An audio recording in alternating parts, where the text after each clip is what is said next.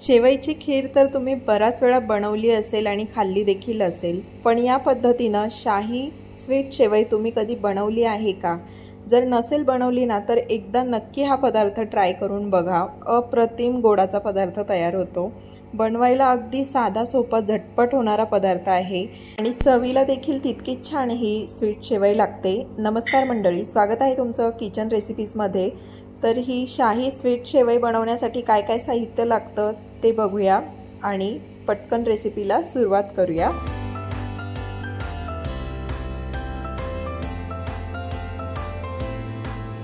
तर सर्वात आधी इथे मी ड्रायफ्रूट्स भाजून घेणार आहे। जी शेवई आहे तिची आपण आधी तयारी करून घेणार आहोत। तर तुमच्याकडे घरात जे पण काही ड्रायफ्रूट्स असतील ना ते तुपामध्ये मस्त भाजून घ्यायचे, अगदी मंद आचेवर खरपूस असे भाजून घ्यायचे। तर इथे मी काजू आणि पिस्ते भाजून घेतलेले आहेत। तर अगदी खरपूस रंगावर हे ड्रायफ्रूट्स भाजून झाल्यानंतर त्याच कढईमध्ये आपल्याला शेवई भाजून घ्यायची आहे। अगदी 1 मिनिटासाठी ही शेवई फक्त तुपामध्ये गरम करून घ्यायची आहे, जास्त भाजायची नाही आहे। आणि यामध्ये आता चवीनुसार साखर टाकून घ्यायची। तर मी इथे 2 चमचे इतकी साखर टाकली। तुम्ही तुमच्या आवडीनुसार ही शेवई गोड बनवू शकता। तर मी अगदी कमी प्रमाणात गोड बनवलं आहे, त्यामुळे 2च चमचे साखर इथे वापरली आणि अर्धी वाटी ह्या शेवईमध्ये मी पाणी वापरलेलं आहे। आता साखर आणि पाणी व्यवस्थित शेवईमध्ये मिक्स करून घ्यायचं आहे आणि अगदी 2 ते 3 मिनिटांसाठी ही शेवई आपण वाफवून घेणार आहोत। शेवई ही 2-3 मिनिटांनंतर लगेच चेक करायची आहे। अगदी लगेच ही शेवई नरम पडते आणि लगेच तयार होते। तर इथे गोड शेवई ही तयार झालेली आहे। आता आपण तांदूळ बारीक वाटून घेणार आहोत। तर इथे 4 चमचे मी तांदूळ स्वच्छ धुवून घेतले आणि अर्धा तास पाण्यामध्ये भिजत ठेवले। तांदूळ वाटताना तांदळातलं पाणी सगळं काढून घेतलं आणि यावर 2 चमचे कस्टर्ड पावडर मी इथे टाकून घेतली आहे आणि केशर दूध हे अर्धी वाटी इतकं टाकून घेतलं आहे। आता याची बारीक अशी आपल्याला पेस्ट तयार करून घ्यायची आहे आणि ही पेस्ट दुधामध्ये टाकून घ्यायची आहे। तर इथे मी अर्धा लिटर इतकं दूध गरम करायला ठेवलं आणि त्या दुधामध्ये ही तांदळाची पेस्ट टाकून घेतली, चवीनुसार साखर ॲड केली आणि त्यानंतर आता एकसारखं हे दूध ढवळून घ्यायचं आहे। आपल्याला दूध सतत ढवळत राहायचं आहे, म्हणजे त्यामध्ये गाठी तयार होणार नाही, नाहीतर तांदळामुळे आणि कस्टर्ड पावडरमुळे या दुधामध्ये गाठी होण्याची शक्यता असते। त्यामुळे दूध हे सतत ढवळत राहायचं आहे। अगदी 7 ते 8 मिनिटांमध्ये हे असं दाटसर मिश्रण तयार होतं।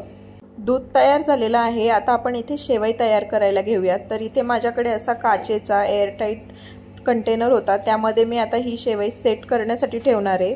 तर यामध्ये सर्वात आधी बेसला गोड शेवई टाकून घ्यायची आहे आणि त्यावरती तळलेले ड्रायफ्रूट्स टाकून घ्यायचे आहेत। आता हे ड्रायफ्रूट्स तुम्ही शेवईमध्ये एकदमच मिक्स करून घेतले तरी चालेल, पण मी असे वरतून टाकून घेतले।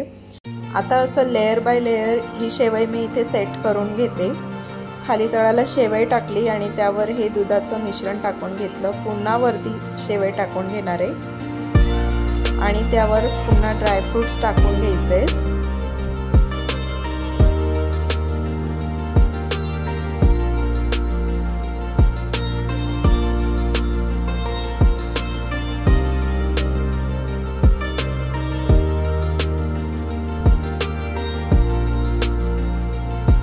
शेवई आता सगळीकडे अशी पसरवून घेणार आहे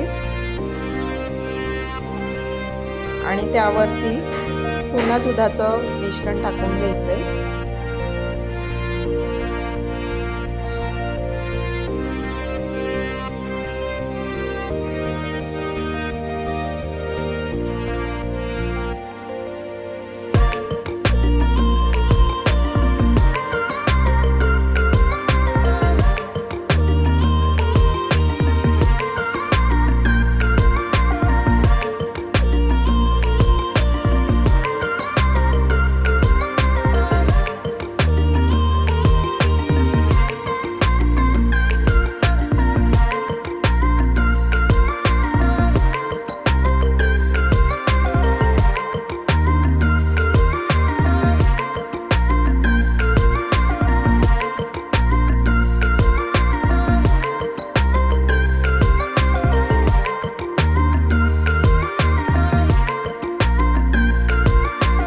या पद्धतीनं सर्व शेवई मी इथे सेट करून घेतली आणि वरती पुन्हा ड्रायफ्रूट्सने असं हे सजवून घेतलं।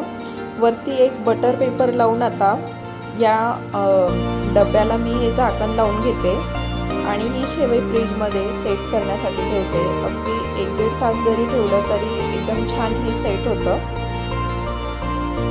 तर 1-1.5 तासानंतर हा डब्बा मी काढला फ्रीजमधून आणि तुम्ही बघू शकता एकदम छान असा आपली ही शाही स्वीट शेवई एकदम छान अशी सेट झालेली आहे। तर बघू शकता किती छान अशी सेट झाली आहे आणि किती छान दिसतोय हा पदार्थ। तर तुम्ही देखील ही रेसिपी नक्की ट्राय करून बघा आणि जर आजचा व्हिडिओ आवडला असेल तर चॅनलला लाईक, शेअर, सबस्क्राईब नक्की करा। धन्यवाद।